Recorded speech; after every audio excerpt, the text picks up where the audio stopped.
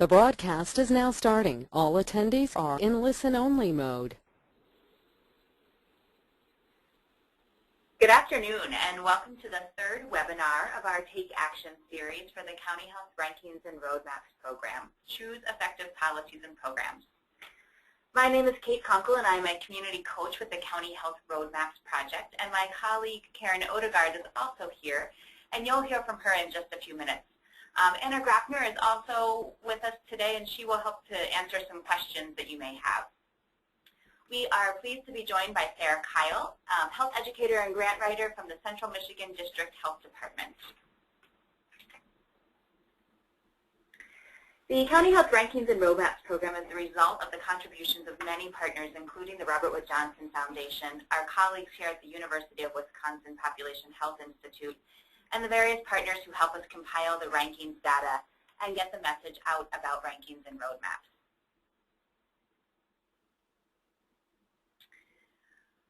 We want to take a moment to get you oriented to the technology that we're using today.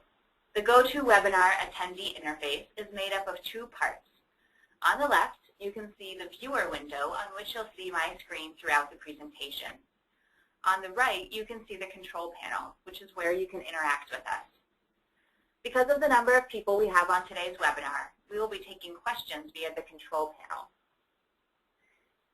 Feel free to enter your questions in the control panel at any time, and we will answer them towards the end of the webinar. Throughout the webinar, we will also chat out relevant links so that you can watch for those in the control panel as well.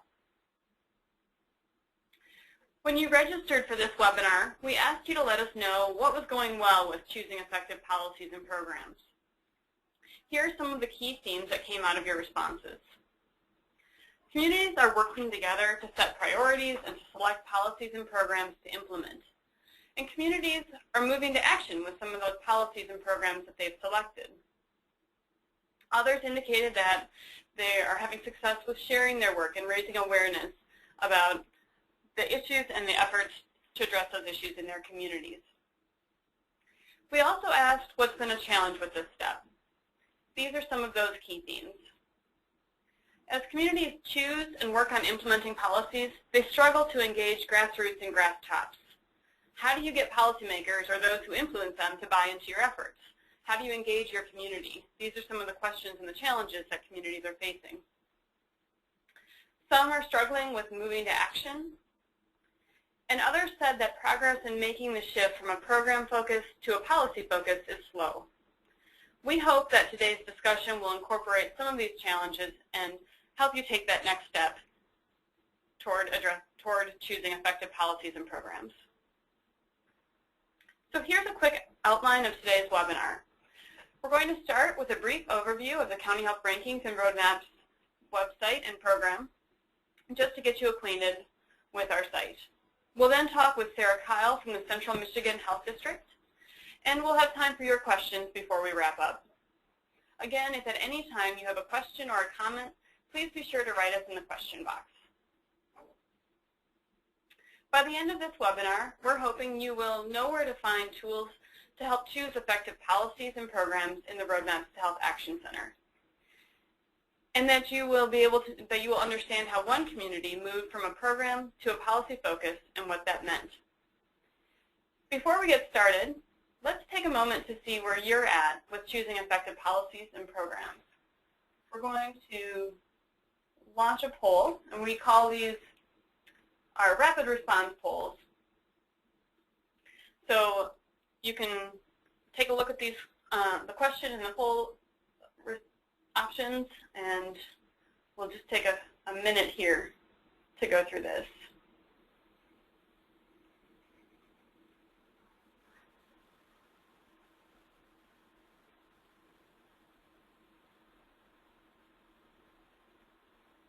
And we'll just give it a few more seconds.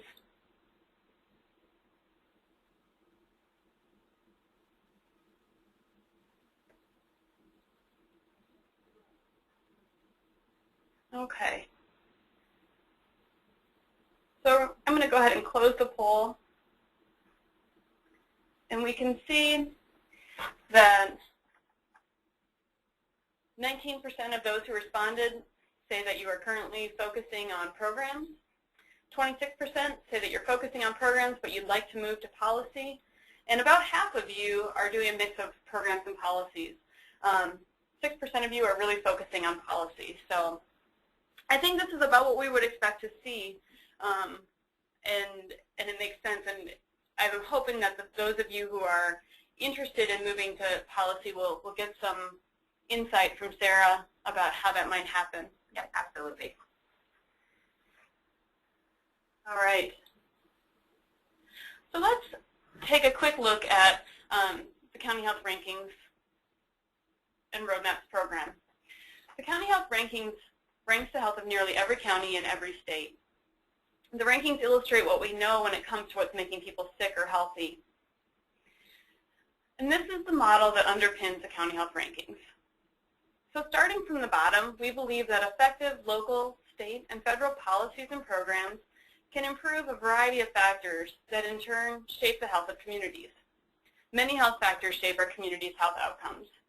We are specifically looking at health behaviors, clinical care, social and economic factors, and the physical environment. We measure two types of health outcomes to show how healthy each county is: how long people live, mortality, and how healthy people feel, morbidity. So looking at this model, we can clearly see where choosing effective policies and programs comes into play. So let's talk through an example. Once a community has assessed their needs and resources and decided where to focus their efforts, they'll need to decide which policies and programs will impact their priorities.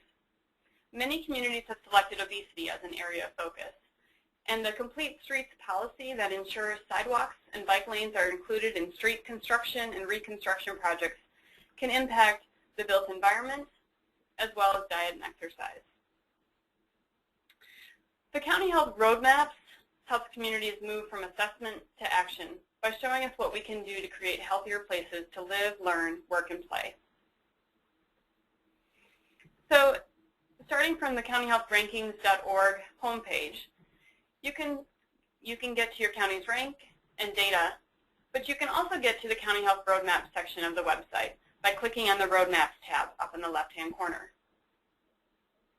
From here, you can find a variety of tools and guidance to assist communities in the Action Center, as well as What Works for Health, which is a database of nearly 200 evidence-informed policies and programs to choose from. Community coaches are also available to consult with you about how to best move forward in your community. In the Action Center, you can click on any step in the Take Action cycle to find guidance and tools for the various activities that make up that step.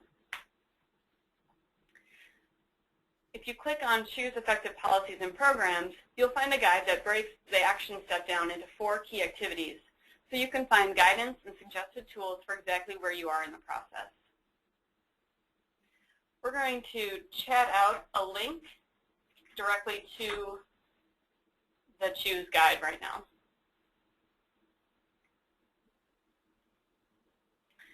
What Works for Health is one of the key tools in the Action Center, and it can be particularly useful for choosing effective policies and programs. You'll find links to the What Works for Health database in the Choose guide and throughout our site. The direct link is shown here. In What Works for Health, we search out, summarize, and rate evidence for policies and programs that can affect health. We also provide examples of communities that have implemented these strategies, along with links to toolkits and other items to help you get started. The Central Michigan Health District used What Works for Health to find policies that address their priorities. You can learn more about What Works for Health and the process that Central Michigan used to identify policies and programs in our recorded webinar from earlier this year. We're going to include a link right now in the chat feature to that archived webinar for those who are interested in coming back to it.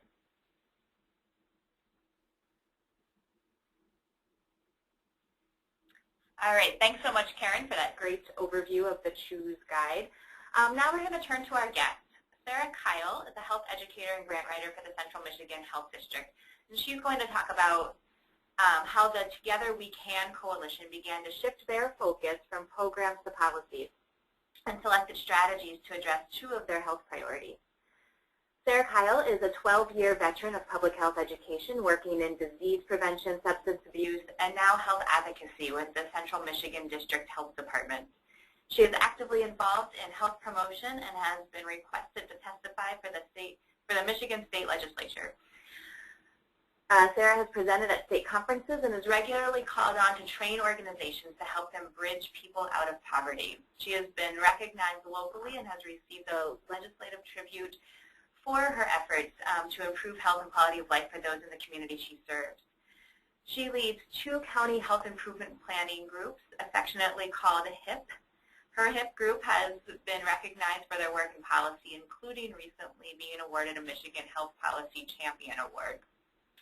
So Sarah's going to talk with us today about how the Together We Can Coalition began to shift their focus from programs to policies and selected strategies to address 2 of the health priorities.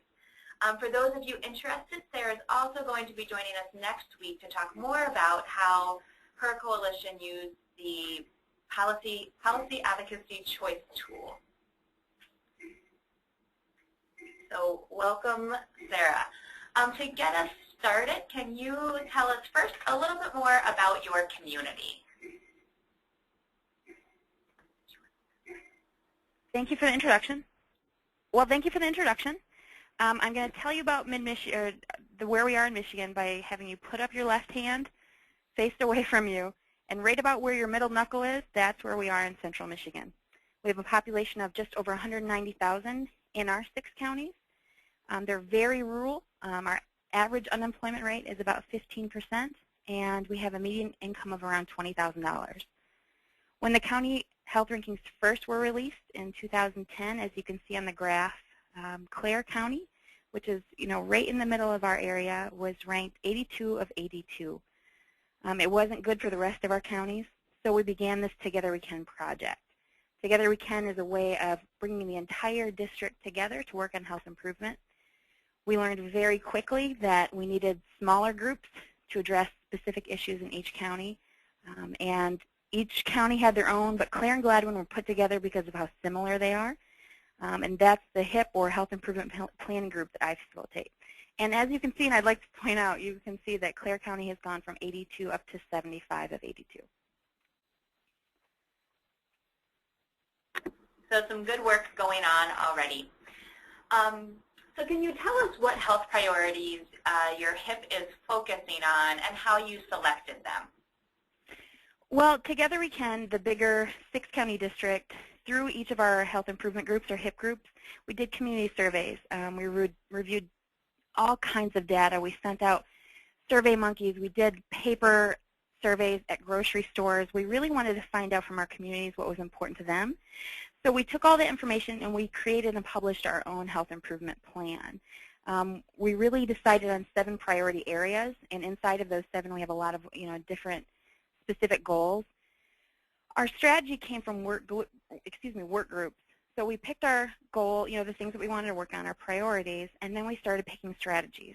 Our strategies came from the community guide.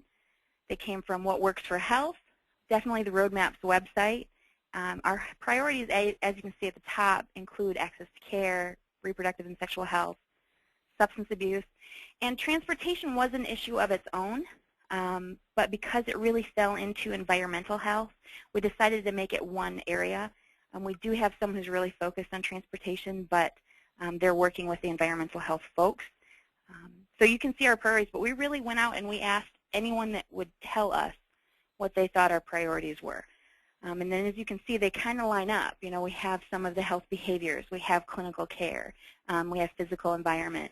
So these are all issues that we knew that, according to this, would help us get healthier.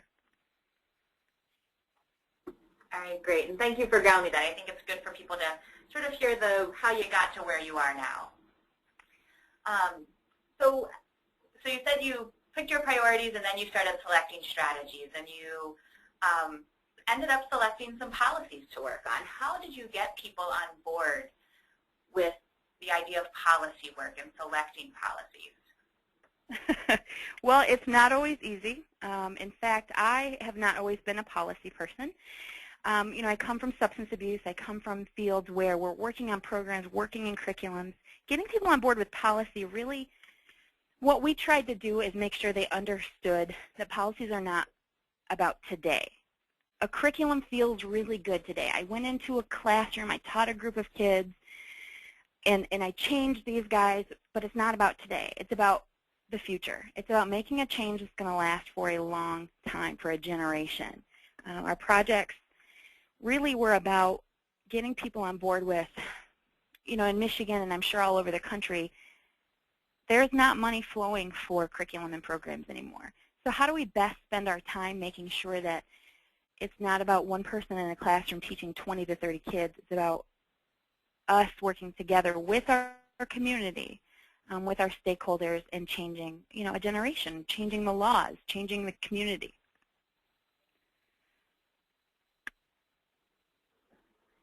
So did you get pushback from anyone in your coalition when you said, hey, we're going to work on policy, guys?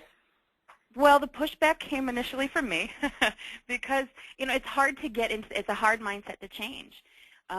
Here I got into this field because I wanted to go out and teach someone something and feel like I did a hard day's labor, pat a kid on the head and say, you're going to eat fresh fruits and vegetables now, and I feel good about myself. So it was hard for me to make the change. So there was a lot of pushback. Well, we got a community transformation grant that offered us actually money to back some of these policy changes, which is not very common. And when we offered help to our schools, to our local communities to help them with policies, there was always pushback. Well, how do we spend money when it's not on a policy? How do we would rather spend the money, purchasing this curriculum or teaching our health teachers a new way to teach kids. But we had to keep pushing that this is not about today.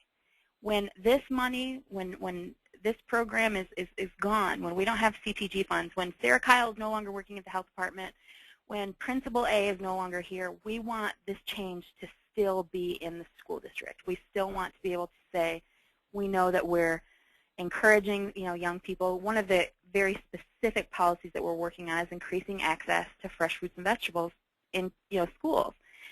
So we want them to have these fresh fruits and vegetables when, again, when Sarah Kile is no longer working here or when, the principal has been long gone.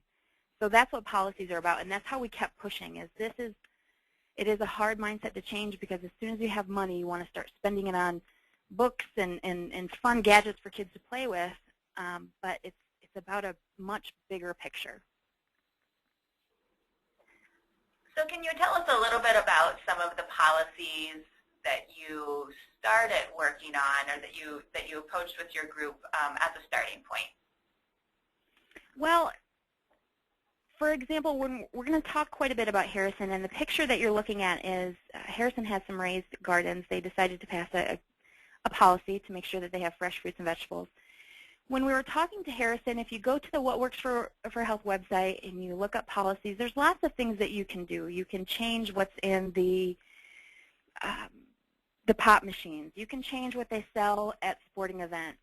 And when we would present things like that, in an area at Harrison, if you get on citydata.com, you'll find Harrison is very, very poor. Most of our school districts have 100% of kids who are getting free and reduced lunches. Those were money makers. They pretty much said from the time they saw my face, Sarah, we are not going to ask a money-making program like the sports program or the pop machines, we're not going to ask them to change. And although we tried, they really felt uncomfortable with that policy. There were some things that in Michigan we were, fortunate that there were some changes that were already happening with no more frying, there's no more frying, I think, in our schools at all anymore. They're using whole wheat pastas and whole wheat buns. So those were things that are in there but were already happening. So again, we started really with just giving them quite a few policies, and they felt really uncomfortable with it. So the way that they chose this policy is actually we had a health summit, and we have an annual health summit. They got really inspired by one of our speakers, and they said, okay, this is the one. Like, we know we can do it. So actually, it came from What Works. We offered it, as, here's one of the many things that you can choose. But ultimately, the excitement came from them, which is a good thing.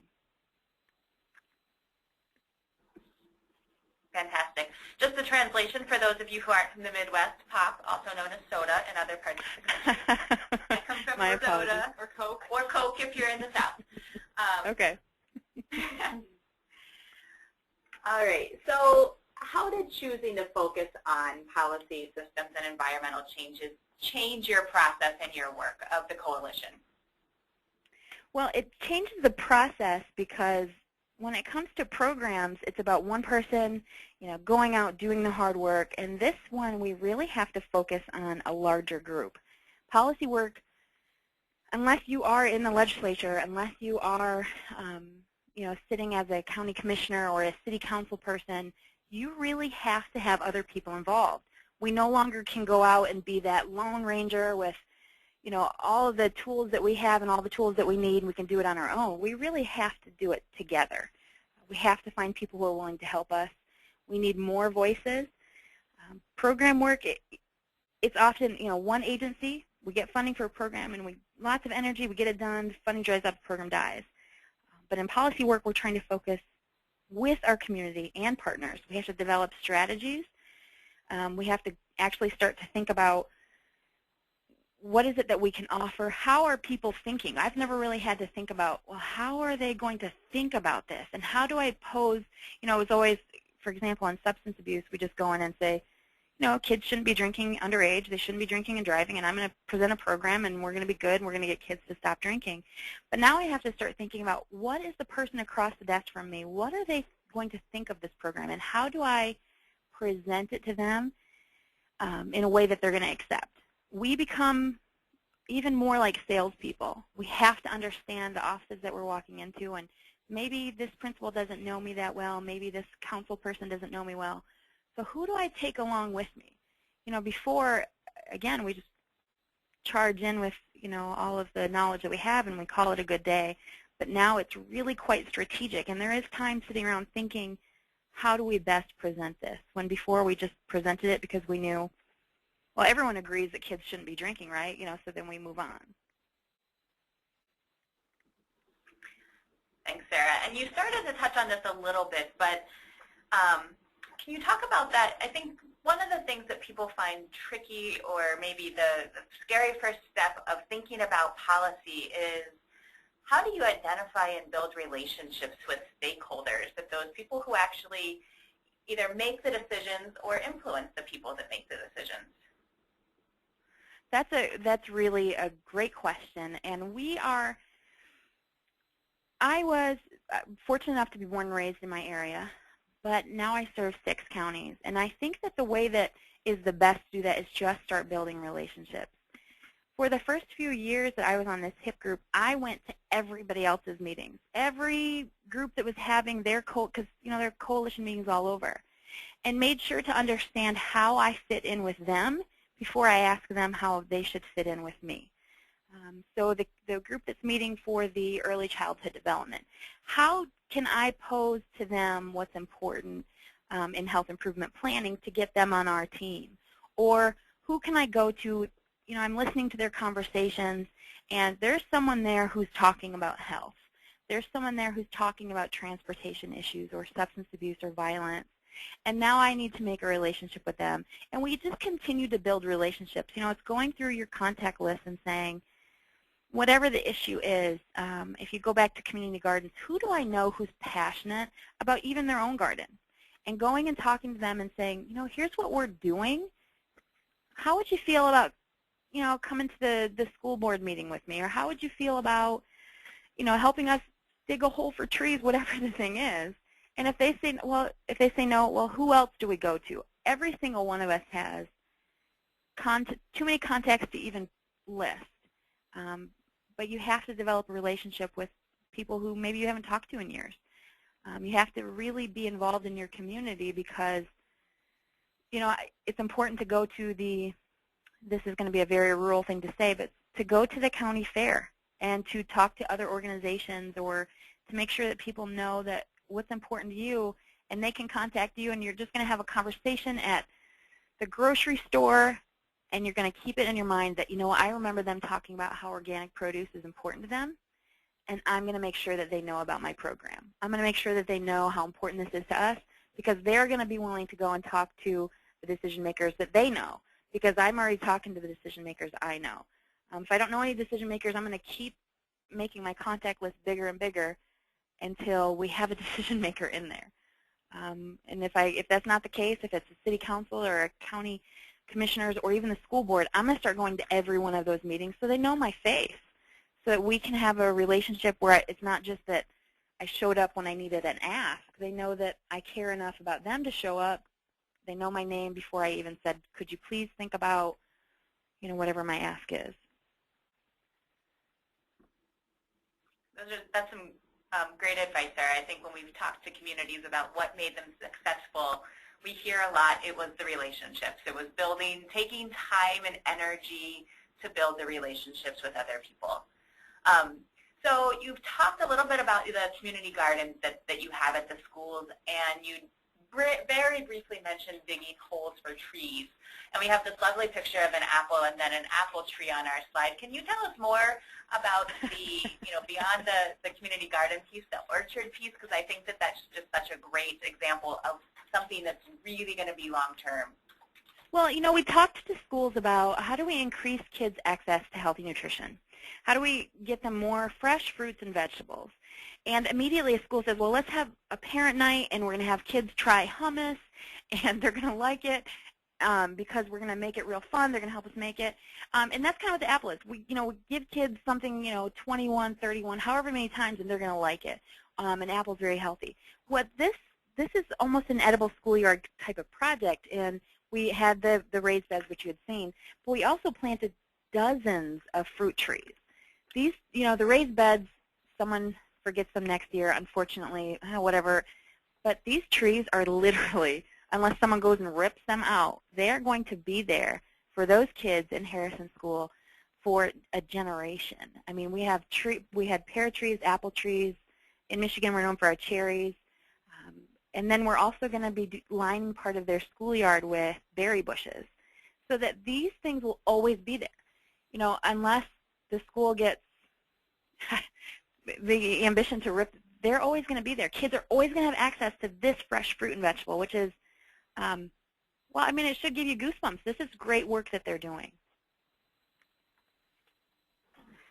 It definitely gives me goosebumps. That's why I wanted to make sure we talked about it. I think, community gardens are great, but I think your point of that they require people to still maintain them. It's a great policy change, potentially. It's a great environmental change, but it requires work year to year. And I think that, you have work with kids in the school, but planting those trees and just taking it to that different level, still something really simple that will have a huge impact. So Sarah, this is a great example of an organizational level policy and environmental change.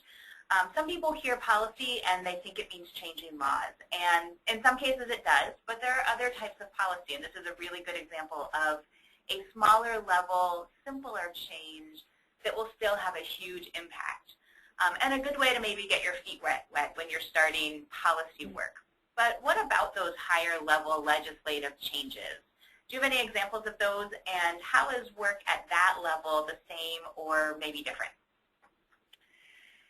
Yes. The difference really, first of all, is outcome. Again, we used to say outcome. I was successful as a health educator or as a prevention coordinator because I reached 1,000 kids this year.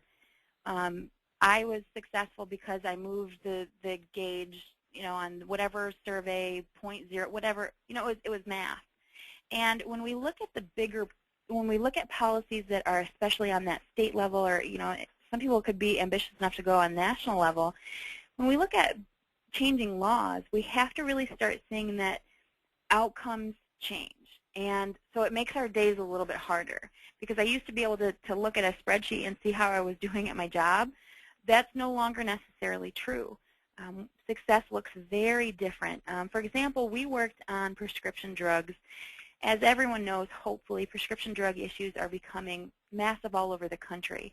Well, we started working on how do we get people to dispose of them properly.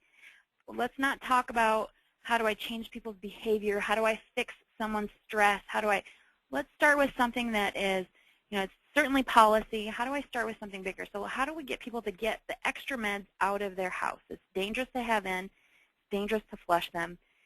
In Michigan, the only people who could take them were law enforcement agencies, and they were not taking them. So we started working with our local law enforcement and saying, what is it you need? So we had to start writing some processes for them to be able to take the meds back. And within 2 years in our 6 counties, we went from 1 disposal site at 1 police department to 12 disposal sites. At the first disposal site, you saw our map, it was in Gladwin County. Our second one was in Clare. At those 2 disposal sites, we have, in just 2 years, we had collected well over 1,000 pounds. But that's not enough. That was a great piece, and people knew where to go. But logically, when you're thinking, what do I do with my meds? You're not thinking I take them to the police department. You think, maybe I take them to the hospital or to the pharmacy. So we had the opportunity to work with a great man, Tom Pernsville in Clare County, on trying to make sure that there was proper disposal. And we also had a reuse piece because we know a lot of people keep their meds because they're afraid that someone they know may need them and may not have the funds for them. So we had 2 laws that we were working on together, reuse of safe prescription meds and then proper disposal. So we started, it took us well over 4 years where we had went to the legislature, begged them to pass this law, and it just didn't. There were so many things happening here in Michigan, they didn't even take it up. And then we went again, and then we waited. And finally we got, where now pharmacies and hospitals can take back meds voluntarily. They can take back medicines to dispose of them. And inside hospitals, pharmacies, and elder care facilities or long-term care facilities, they can reuse meds. Those are gigantic steps forward when it comes to these prevention, these policies, but it took us years. And to say, Sarah, what was a success? Well, a success was having one person that I could talk to about that issue today. It was about, did I see my local, my state senator, my state representative? Have I seen them this month? And let them know how important substance abuse or prescription pill abuse, is. You have to gauge your success very differently. It's about making sure to capture your story. It's about making sure to recognize even the small things, even that I got to speak to one person about this month and hopefully get them on my side because the law moves slowly sometimes, especially in cases like this. Great, thanks. I think that's a good point to maybe keep some balance on your plate. That you don't want to all long-term policy change that you're working on because it does take some time. And if you have some other shorter-term things going on, like the planting a garden and trees is a much more tangible outcome that you can see more quickly. So it might keep people energized. And along those lines, we've heard lots about the shift from program to policy that your coalition's done and the challenges and opportunity that presents. But what about programs? We want to make sure that we aren't putting programs down. We're talking about shifting from just programs to policy. Some people, as you said, really like to do program work. It's where it's comfortable and it's fun. Well, yeah, when we first started this discussion, especially when I took this new position, it was hard to say, well, it's just policies. And then we learned very quickly it's not just about policies. Programs do work. We use programs all over. It gives people energy. For example, the dreaded health fair. Oh, we don't want to do health fairs anymore. Well, how do we make that health fair fit into our bigger picture? How do we make it fit into our health improvement plan? It's not a one-day thing. How do we make sure that events are focused and we're not just doing them because this funding comes along one time a year because we've always done it. Programs also keep people involved. Again, when it comes to those big policy changes, when we're talking about law, it may be a conversation a month. And how do I keep people retained? How do we keep them excited about health improvement? Programs are a way to keep people right there to say, you know what, let's plan this event, and we know it fits into our plan. We're all going to go out there. We're going to have fun. We're going to get our hands dirty. But it keeps people involved, and it gets us publicity. The pictures that you saw before of, testifying, in front of our legislature and signing the bill with the governor, those get in the paper, but those are only 2. But we have like publicity events. We have health fairs where we're focusing on not just handing out brochures, but getting people actually out into a park, actually involved in some physical activity.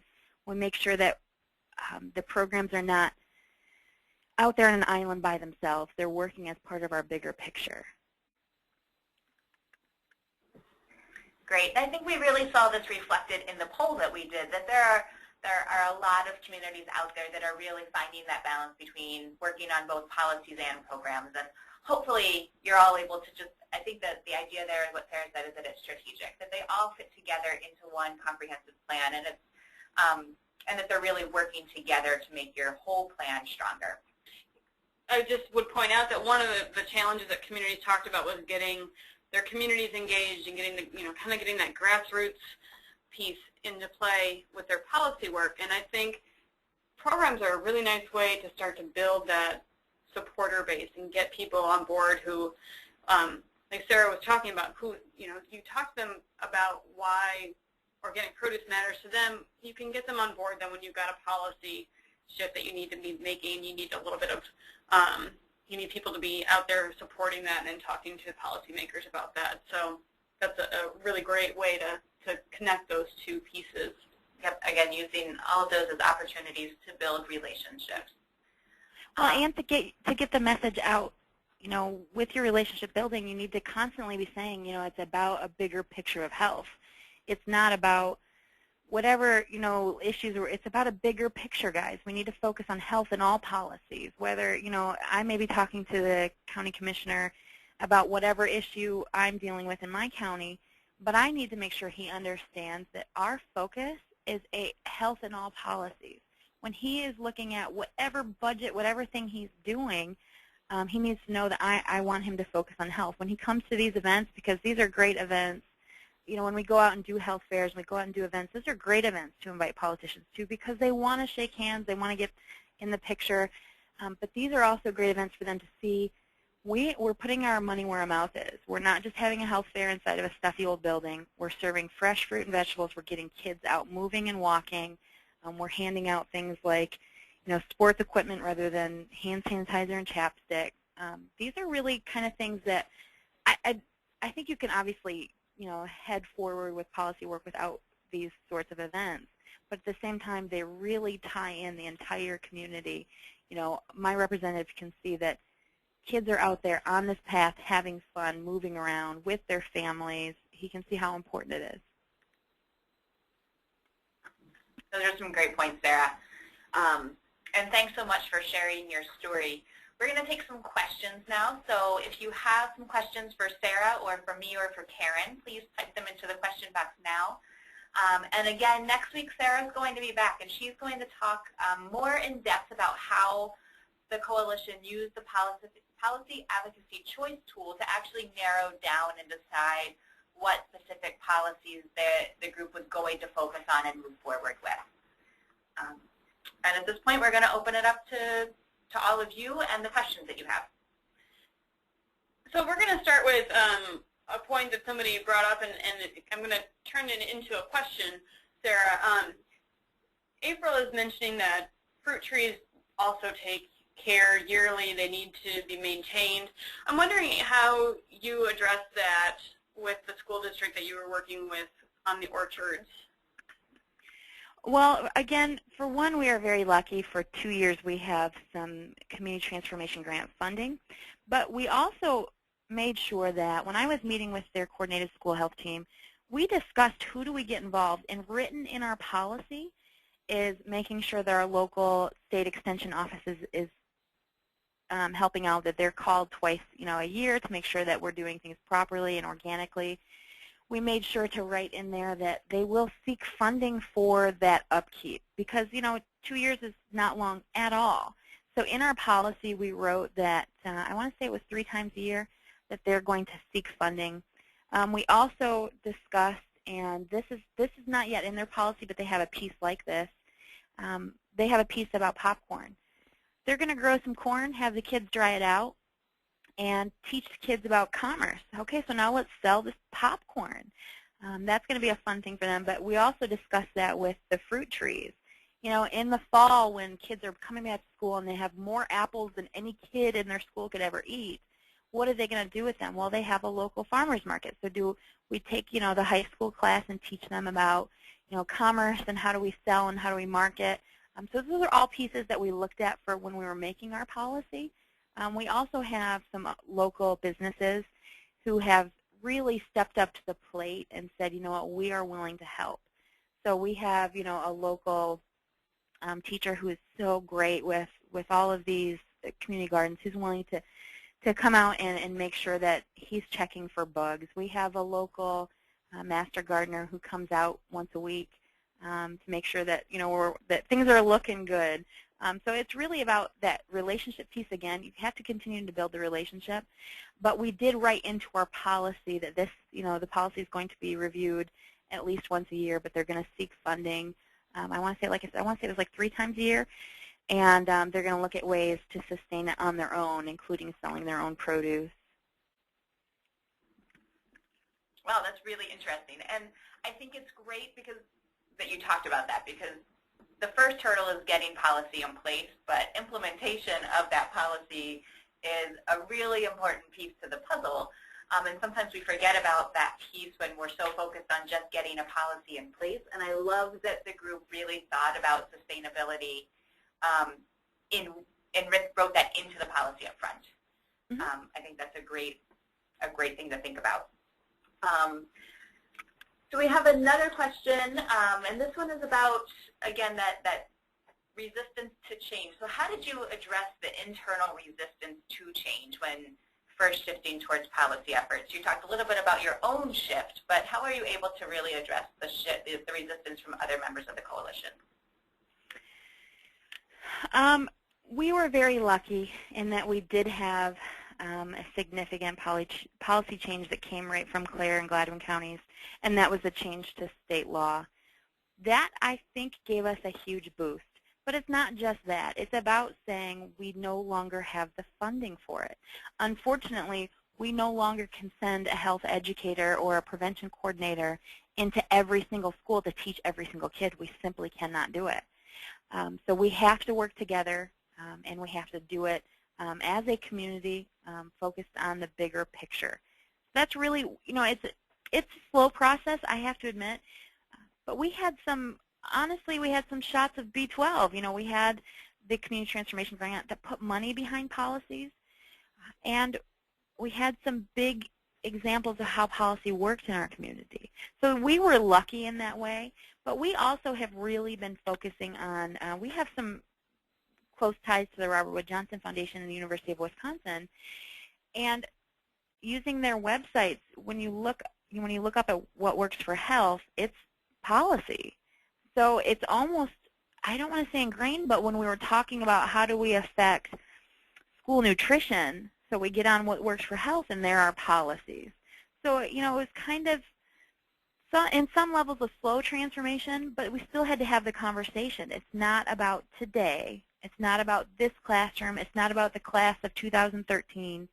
It's really about every kid now who is going to graduate from Harrison schools. It's really about every person in the state of Michigan having a logical option for disposing of their medicine.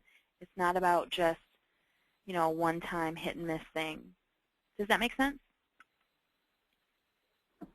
Definitely. I think that makes really good sense.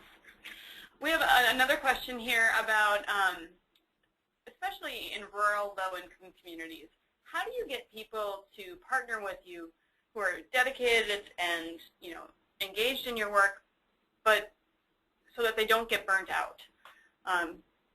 The person, Christy, who's asking this question, is noting that a lot of community organizations have a few key leaders, and they kind of get spread pretty thin. How have you worked with that or addressed that?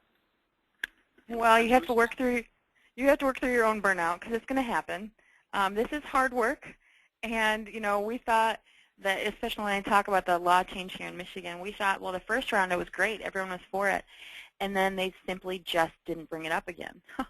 So we were burned right out. But what we have to do is we have to get more people involved, and that's where we have to find stakeholders, open up our contact list, and find someone who cares about this issue, because Then we're going to take someone who may have never been involved with us before, and they are going to, in many cases, naturally take the reins and say, I can do this.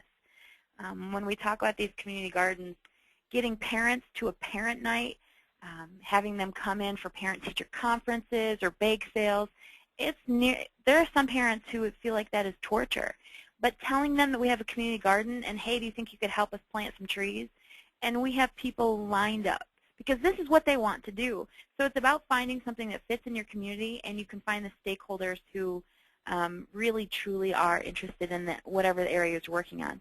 But when it comes to burnout, to be honest, we all feel like that sometimes.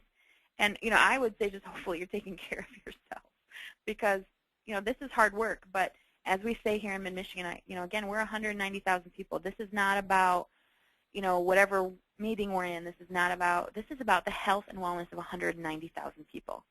It's bigger than us, guys. So maybe you could better answer the question with burnout.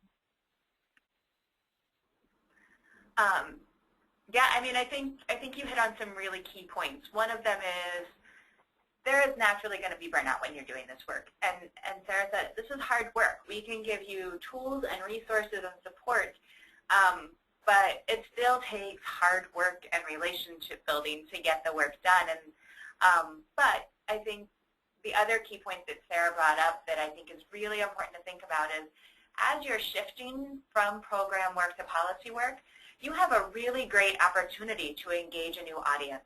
There are a lot of people in your community who may not be interested in program work. They may not really, that may not be their cup of tea. It may not be a strength for them, but they may be really great at the kind of grassroots organizing or going and talking to key decision makers or really being a content expert in some of these areas. And so I think this is an opportunity to really look and see who's at your table and say, that where those strengths are, but where are the gaps in terms of being able to do this work? And it's a great opportunity to really look beyond the group of people that are what we would say the usual suspects, who are always at the coalition meetings and always part of this kind of work, and figure out who else in our community, and it may be thinking outside the box a little bit, really can help us move our work forward.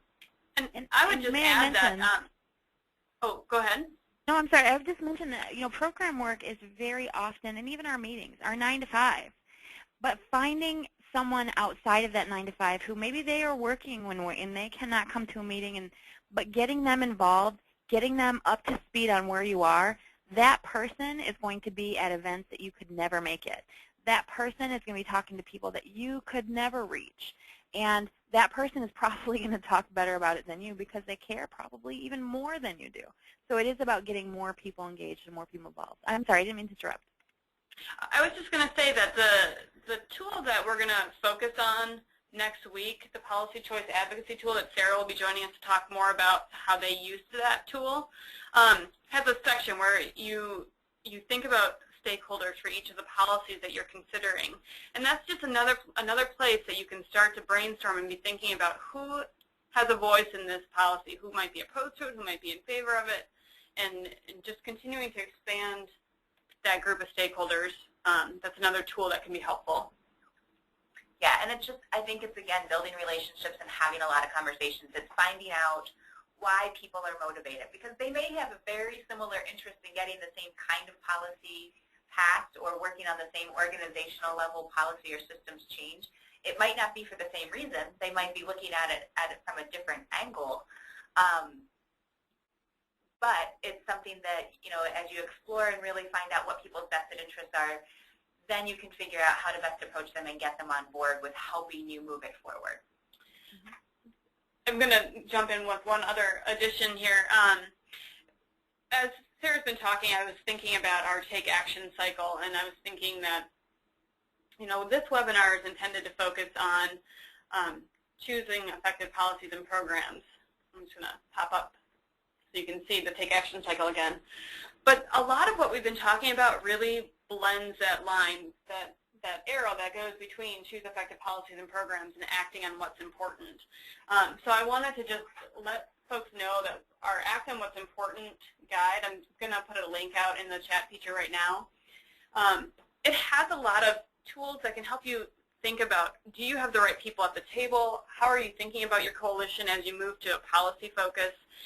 So as you move from choosing effective policies and programs, some of the tools in our ACT guide will be very helpful as you kind of get geared up to work on policy change. And I just want to do a quick follow-up. We had a question about how you engage people after the 9 to 5 when your organization doesn't want you to work after 5 o'clock. And I think, Sarah, and you can correct me if I'm wrong, your point was you aren't necessarily holding your meetings or changing things so that you're doing them in the evening. It's finding those people where the 9 to 5 hours don't work for them. And so they can sort of take over and be the ambassadors that maybe go to the city council meetings that are, in the evenings when maybe you aren't able to attend. So it's, again, finding those people that maybe aren't already at the table because your coalition meetings are in the middle of the day, but they've got their evenings free and can do some things for you when maybe it's less convenient for you to do them. And I would agree. Really, this is the kind of work that never leaves, in that this is a conversation we can have at the grocery store. But we have a lot of members who are email members, who, they get our meeting minutes, but when I need something from them, I shoot them an email, I give them a call, whatever that is, and they are on top of it because they're waiting for the right opportunity. For example, our sheriff, he's not going to come to every one of my meetings, and he doesn't have the time, and probably the commissioners would not be happy with him if he spent all his time at my meetings. But I know that when issues come up that I need our sheriff involved, all I have to do is make a phone call. So it's not about, I'm not saying you have to have evening meetings, but it's about getting enough people involved where they're going to be at the city council meeting saying, this is something that I care about. They're going to be at their kid's soccer game, talking to the parent next to them, trying to get more support. It's truly that's the point where it becomes truly grassroots. They pay me here to do what I do, and that's great, and I'm thankful. But to have someone sitting next to them at a soccer game talking about how we need to make sure our kids have better access to healthy food, and hey, we have this apple orchard and we have this raised bed garden, that's going to do so much more than whatever work I can do here 9 to 5. Great, thanks. So Sarah, you talked a little bit about, that success looks different when you're doing policy work. How are you planning, if you have plans in place or maybe you're still thinking about it, how are you planning to evaluate the impact of the policies that you've worked on? The evaluation piece is tough with a program like this. Like when we talk about the gardens, really it's about making sure people understand the parents' knowledge of this policy or the kids' knowledge of this policy. So we want to make sure that the school knows what they're doing. They know, the participants, so the parents and the kids, they know what they're doing and they know why they're doing it. That's how we're evaluating this one. When it comes to the state laws that were passed, it's a voluntary law. Hospitals and pharmacies don't have to take back meds, but they're evaluating how many hospitals are willing to take back. So then we have to go back to education. We have to say, did they know that there was a lack of opportunities for people to dispose of meds? Do parents know that kids are unhealthy in Harrison school districts and they needed these things? So that's where it goes back to education, and policy work is a huge part of it is education. But even when that policy is passed, even when you feel like we still have to make sure that we're moving forward, this apple orchard doesn't sit in the back of the school and people drive by it and think, hey, was that an apple tree? They know why it's there. They know that Harrison cares about the health of their kids.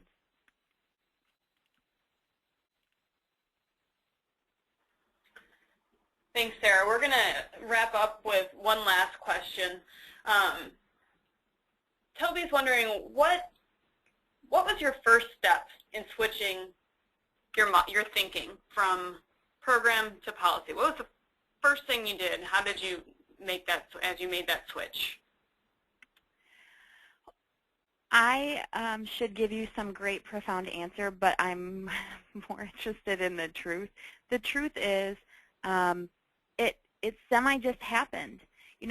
I was out in our communities always talking about prescription drugs. I mean, I was talking till I was blue in the face because we had we had double the amount of deaths in my county in 1 year. So I was just talking to anyone who would listen to me, quilting bees, whatever it was, any group that would listen to me talk about monitoring, disposing, and properly keeping your medicines locked up. And what happened was my state representative knew. He had heard me do this same speech at his office hours. He had seen me at the local whatever club he's involved in. I had done this presentation, making sure they understood this, and invited me down to Lansing to talk to the legislature. Holy moly.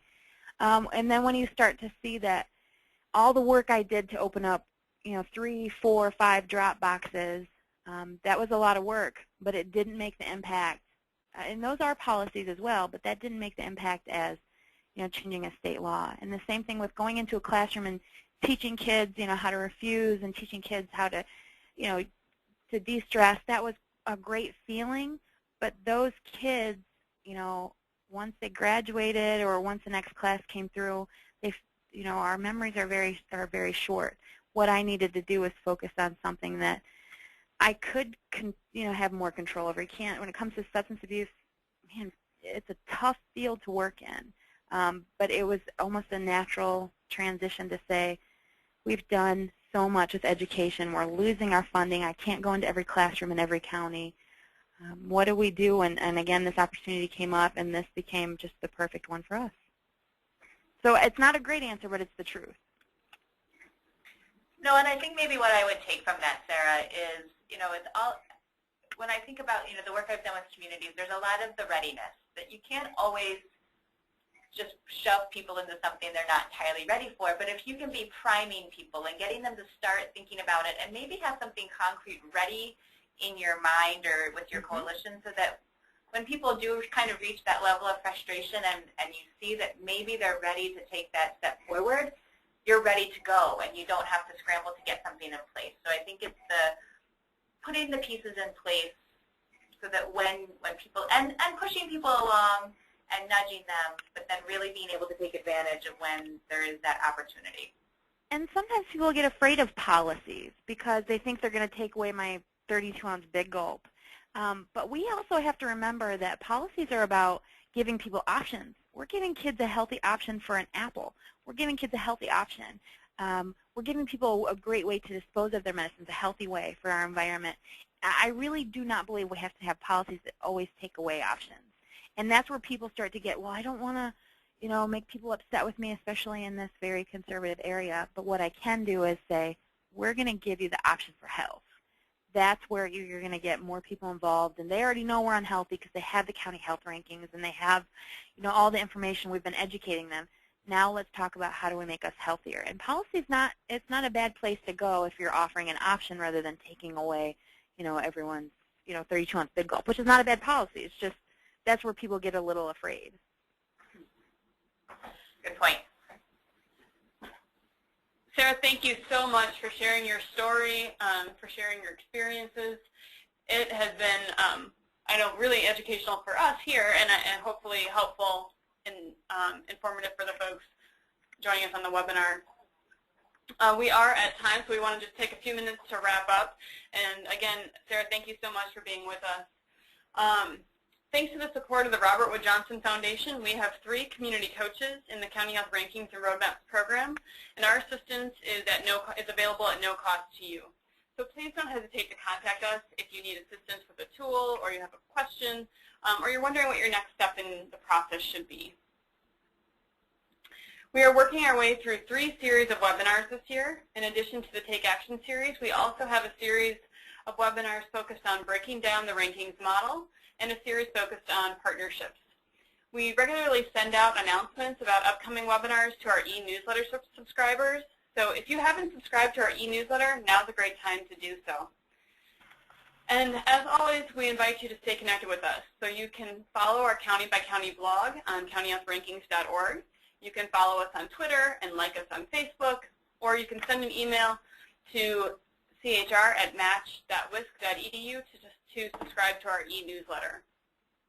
Thank you so much for joining us today, and we look forward to seeing you on future webinars. Have a great day.